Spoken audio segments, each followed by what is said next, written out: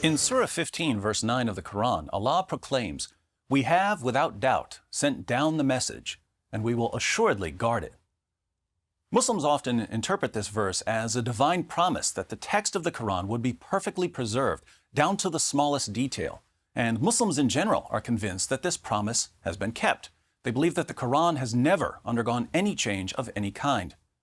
This belief is shocking to anyone who's studied Islam's sources because the sources are filled with reports about changes to the Quran and disputes concerning the contents of the Quran. Interestingly, the Quran was only compiled as a book because much of it was lost.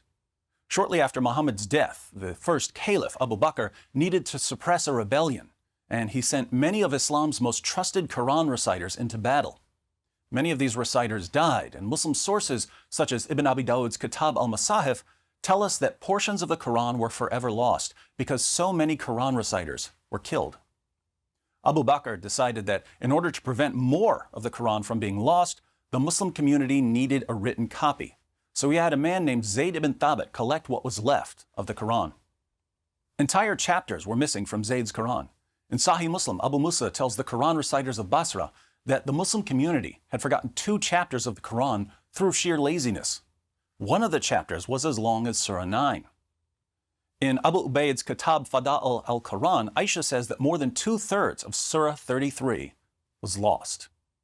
In Sunan ibn Majah, Aisha reports that certain verses of the Quran were lost because she had the only copy of these verses, and her copy was eaten by a sheep.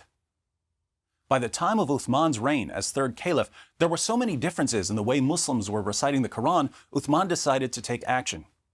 In Sahih al-Bukhari, Uthman orders the Muslim community to send him all their written manuscripts of the Quran, and he burned them all.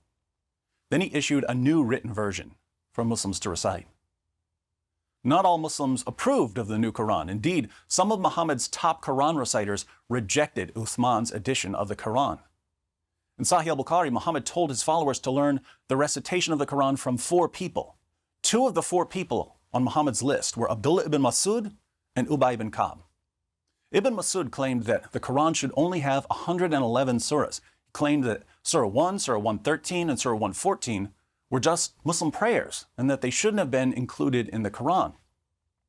Ubay ibn Ka'b, another of Muhammad's top reciters, claimed that the Quran should contain 116 surahs. He said that Uthman's Quran was missing 2 prayers that should have been included, and these are different from the 2 chapters that Abu Musa said were forgotten. So Muhammad's best reciters couldn't even agree on what was supposed to be in the Quran, which means that the process of compiling the Quran was a difficult and sloppy process. Due to these disputes among Muhammad's hand-picked reciters, Muslims are faced with a dilemma.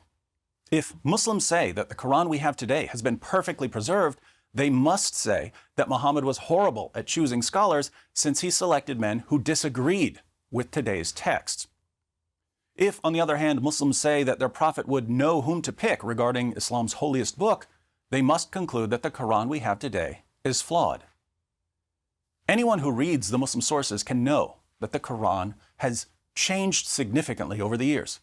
The evidence shows that entire chapters were lost, that large sections of chapters came up missing, that individual verses were forgotten, and that phrases have been left out. Muhammad's best teachers and reciters couldn't even agree on which chapters were supposed to be in the Quran. The early Muslims understood this. When Ibn Umar, son of the second Muslim caliph, heard people declaring that they knew the entire Quran, he said to them, "Let none of you say, 'I have learned the whole of the Quran,' for how does he know what the whole of it is, when much of it has disappeared? Let him rather say, 'I have learned what remains thereof.'" This raises an obvious question. What's the difference between a book that's been perfectly preserved and one that hasn't been perfectly preserved? If Muslims are right, there's no difference at all. The typical characteristics of a book that hasn't been perfectly preserved are missing phrases, missing passages, missing chapters, disagreements about what goes back to the original, and so on. But the Quran has all of these characteristics. So Muslims who are aware of the evidence, but who also want to maintain the perfect preservation of the Quran, must say something like this: yes, the Quran has all the characteristics of a book that hasn't been perfectly preserved, but it's been perfectly preserved anyway. Strange claim. We should also take note of the obvious. Muslim scholars are well aware of the fact that the Quran has been changed, and yet they tell less educated Muslims that the Quran has always been exactly the same. Why are Muslim scholars and leaders deceptive about the history of their book? Moreover, if they're willing to deceive their fellow Muslims about the history of the Quran, what else are they being deceptive about?